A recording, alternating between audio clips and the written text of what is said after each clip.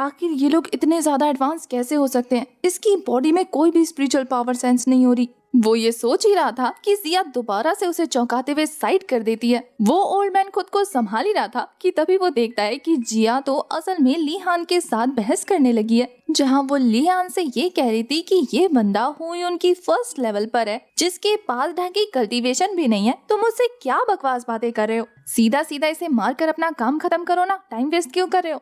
ये बात तो हुई उनके दिल पे लगती है, क्योंकि ये लड़की उसे कमजोर कह रही थी। वो कहता है कि मैं हुई उनका एम्परर हूँ, पर वो दोनों ही उसकी बात को इग्नोर कर देते हैं। यहाँ लीहान काफी गुस्से में कहता है कि मैं ये सारी चीजें सोच समझ के कर रहा हूँ, मुझे इस बंदे से और भी 6 लोगों की आइडेंटिटी उगलवानी है। ये सुनकर जिया कहती है तो फिर जल्दी पूछो ना, ये तुम्हारी मौसी का लड़का तो नहीं है किसके साथ चिट चैट कर रहे हो? जिसे सुनकर लीहान चिढ़ते हुए कहता है कि मैं अपनी तरीके से काम कर रहा हूँ मैडम, मैं इस पर प्रेशर बना रहा हूँ ताकि ये धीरे धीरे अपने साथियों के बारे में थोड़ी थोड़ी बातें उगलना शुरू कर दे, और इस तरीके से मुझे उन 6 जनों की आइडेंटिटी पता लग जाएगी। उन दोनों को इस तरीके से बहस करता ये बंदा भी गौर से सुन रहा था। उसे तो काफी ज्यादा अजीब लगता है कि ये दोनों उसी के सामने ये प्लान डिस्कस कर रहे हैं कि उससे चीजें कैसे उगलवानी है। जिया तो लीहान से चिढ़ जाती है कि ठीक है पता है तुम्हारी सारी की सारी प्लानिंग। लीहान कहता है कि समझोगी भी नहीं, दिमाग थोड़ा सा कम है ना, इन टेक्निक्स को चालबाजी कहते हैं। ये सुनकर जिया मुंह बनाते हुए वहाँ से चली जाती है।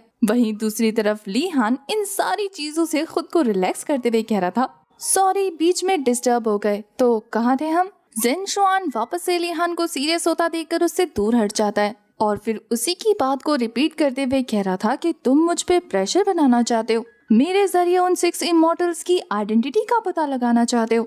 तुम्हें क्या मैं इतना बेवकूफ लगता हूँ जो तुम्हें सारी बातें बता दूंगा? वैसे भी मुझे मौत का कोई खौफ नहीं, तो तुम अगर मुझे जान से भी मार दो तो भी तुम्हें कुछ नहीं पता लगने वाला। ये सारी चीजें लीहान काफी कामली सुन रहा था। वहीं दूसरी तरफ ज़ेनशुआन अपनी स्पिरिचुअल एनर्जी रिलीज करना शुरू कर देता है। उसकी बातें खत्म होते ही लीहान कह रहा था कि ठीक है फिर मैं दूसरा रास्ता अपना लेता हूँ। ये बोलकर वो लगातार अपनी स्वॉर्ड से उसकी बॉडी को छेदता जा रहा था। धीरे धीरे उसे पीछे हटाते हुए वो उसे टॉर्चर करने लगता है, जहां वो उसे जान से नहीं मारता बल्कि उसकी बॉडी में काफी गहरे घाव देने शुरू कर देता है। उस बंदे को गाजर मूली की तरह छीलने पे लीहान के चेहरे पर जरा सी भी शिकन नहीं आती। वहीं वो उसकी बॉडी में अपनी स्वॉर्ड को धंसाते हुए उसे दीवार से टकरा देता है और फिर वो उससे कह रहा था कि तुम्हें मौत से डर नहीं लगता ना? मैंने ये डायलॉग काफी बार सुने हैं और मुझे ऐसे लोगों से निपटना भी बहुत अच्छे से आता है। मैं ऐसे लोगों को मारता नहीं बल्कि इतनी बुरी तरीके से जीने देता हूँ कि वो मौत की भीख मांगने लगते हैं,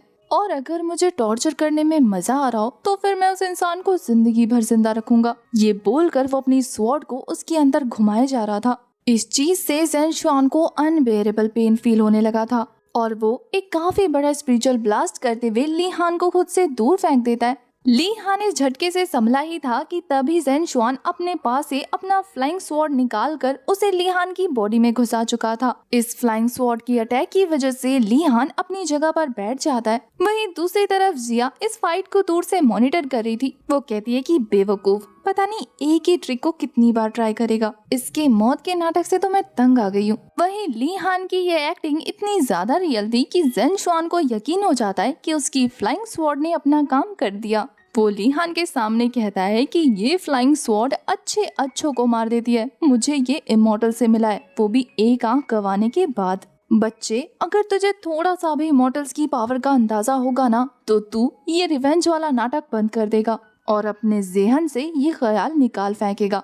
तू तो बस इस चीज का शुक्र मना कि उन इमॉर्टल्स ने तुझे जिंदा रखा है। अब ये सुनकर तो लीहान हंसते हुए वापस से खड़ा हो गया था। उसकी बॉडी से फायर एनर्जी रिलीज हो रही थी और वो कहता है कि इतने अच्छे सजेशन के लिए तुम्हें थैंक यू कैसे बोलूं। वहीं ज़ेनशुआन डर के पीछे हटते हुए वापस से अपनी फ्लाइंग स्वॉर्ड को कंट्रोल करना चाह रहा था, पर उसकी फ्लाइंग स्वॉर्ड जरा सा भी मूव नहीं करती। पर वहीं दूसरी तरफ लीहान एक इविल स्माइल के साथ एक जबरदस्त एनर्जी रिलीज करता है, जिससे वहां पर एक जबरदस्त ब्लास्ट होता है और इसी ब्लास्ट के प्रेशर में वो फ्लाइंग स्वॉर्ड और ज़ेनशुआन दोनों ही उड़ते हुए पीछे हट जाते हैं। वो फ्लाइंग स्वॉर्ड तो ज़ेनशुआन की दूसरी आंख भी फोड़ने ही वाला था, पर लीहान काफी स्पीड में आकर उस स्वॉर्ड को रोक लेता है। ये देखकर तो ज़ेनशुआन की बॉडी पूरी तरीके से फ्रीज हो चुकी थी। वहीं लीहान तो बस अपने 2 फिंगर का यूज करते हुए उस फ्लाइंग स्वॉर्ड के चीथड़े उड़ा देता है। वो कांच के छोटे छोटे टुकड़ों की तरह हवा में बिखर जाती है। ये देखकर तो ज़ेनशुआन समझ गया था कि आखिर लीहान कितना ज्यादा पावरफुल है। अब डर से उसकी हालत खराब हो जाती है और वो लीहान के सामने अपनी जान की भीख मांगने लगता है कि बस मुझे कुछ मत करना, मैं तुम्हें उन इमॉर्टल्स के बारे में जितना पता है वो सारी बातें बता दूंगा। और फिर उसका फ्लैशबैक स्टार्ट होता है जहाँ वो बता रहा था कि वो पहले फ्लाइंग स्वॉर्ड को कंट्रोल नहीं कर पा रहा था।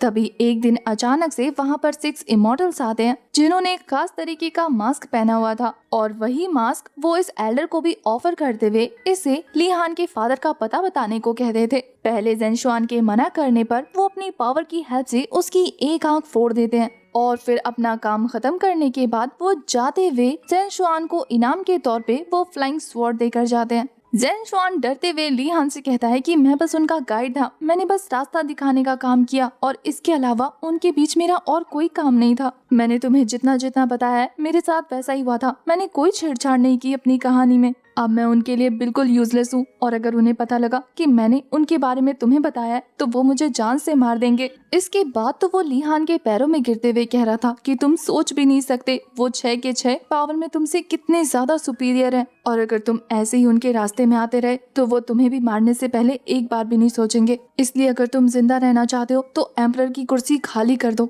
लीहान अब अपने स्वॉर्ड निकालते हुए कह रहा था कि तुम्हारी एडवाइस के लिए शुक्रिया, पर मुझे लगता है कि तुम्हें थोड़ा और टॉर्चर करना चाहिए, क्योंकि लीहान को लग रहा था कि इसने अभी तक सारी बात नहीं बताई। पर तभी जिया आकर उस पर्सन को फ्रीज करते हुए कहती है कि ये बंदा काफी ज्यादा डर चुका है और इसने अब तक तुमसे जो भी बातें की हैं वो सारी सच थी। लीहान को पता था कि जिया सच बोल रही है, इसलिए वो काफी गुस्से में वहाँ से निकल जाता है बिना ज़ेनशुआन को मारे, क्योंकि उसे पता था कि उसके जाने के बाद जिया ये काम खुद कर देगी। इसके बाद हमें प्राइम मिनिस्टर पैलेस का सीन दिखाया जाता है जहाँ पे एक सर्वेंट लीहान के दिए हुए ऑर्डर को अनाउंस कर रहा था। प्राइम मिनिस्टर जोंग के सामने ये कहते हुए कि मैं लीहान आज से राजसत्ता को त्याग रहा हूँ क्योंकि मुझे विद्रोहियों के साथ फाइट करनी है और अपनी कल्टीवेशन की जर्नी को आगे लेकर जाना है। इसलिए आज से इस राजमहल की सारी जिम्मेदारी आपके कंधे पर है। ये सारे अनाउंसमेंट सुनने के बाद प्राइम मिनिस्टर जोंग कहते हैं कि लगता है हमारा लीहान काफी इर्रेस्पॉन्सिबल किस्म का बंदा है। वहीं ये सुन के सर्वेंट कह रहा था कि अगर वो इर्रेस्पॉन्सिबल नहीं होता तो राजगद्दी आपके हाथ में थोड़ी ना आती, तो ये हमारे लिए फायदे का सौदा था। ये बोलते हुए दोनों खुश होने लगते हैं। इसके बाद हमें इमॉर्टल वर्ल्ड का सीन दिखाया जाता है जहाँ पर लीहान और जिया पहुंचे हुए थे एक रेस्टोरेंट में। वहाँ जिया हमारे लीहान को उस टोकन को चेक करते हुए देखकर कहती है कि बार बार इस गंदे टोकन को क्यों देखकर अपना दिमाग खराब करते हो। अगर तुम ऐसे ही अपना टाइम अपने रिवेंज प्लान में वेस्ट करते रहे तो फिर कल्टीवेशन कब करोगे। तुम्हें पता है ना कि तुम ऑलमोस्ट ब्रेक थ्रू करने वाले हो, तो जल्दी से अपना कल्टीवेशन लेवल इम्प्रूव करो, नहीं तो तुम्हारी जान जा सकती है। और अगर ऐसा हुआ तो मुझे मजबूरन तुम्हें रिप्लेस करना ही होगा। वो वहाँ से थोड़ी देर के लिए हट गई थी कि तभी लीहान की नजर एक मिस्टीरियस सी लड़की पर पड़ती है जो एक खास तरीके का वाइन लेकर जा रही थी। लीहान ने इसे नोटिस तो किया था लेकिन वो फिलहाल के लिए इसे इग्नोर कर देता है। इसके बाद वो दोनों अपना सफर कंटिन्यू करते हैं जहाँ हमें जिया की एक और एबिलिटी के बारे में पता लगा था कि वो हवा में चल सकती है। वो लीहान को उसका कल्टीवेशन इम्प्रूव करने के लिए एक से एक अजीबोगरीब पैंतरे बता रही थी। वो कहती है कि क्यों ना तुम्हें टेम्पल ले जाकर मॉन्क्स के बीच में बिठा दिया जाए और फिर उनके आगे मीट और वाइन रख देना, जिससे वो गुस्सा होकर तुम्हारे साथ फाइट करेंगे और तुम फाइट करते हुए अपने लेवल को इंक्रीज कर लेना। ये सुनकर लीहान कहता है कि नॉट इंटरेस्टेड।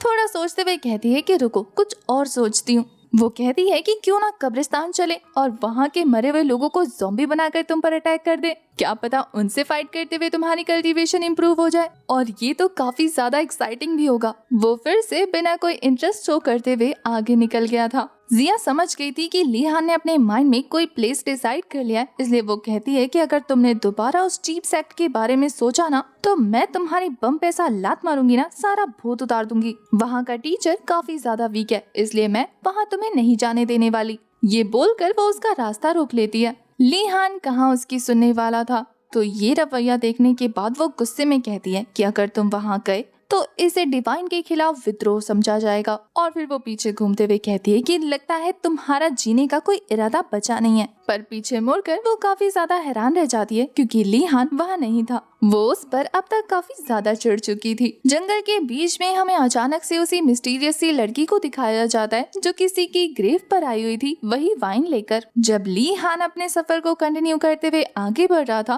तो उसकी नजर भी उस ग्रेव पर रखे हुए वाइन पर पड़ती है। जिया भी अब तक उसके पीछे आ गई थी। वो गुस्से में कहती है कि मुझे छोड़कर आगे निकल गए बेवकूफ, तुम्हारी हिम्मत कैसे हुई? इससे पहले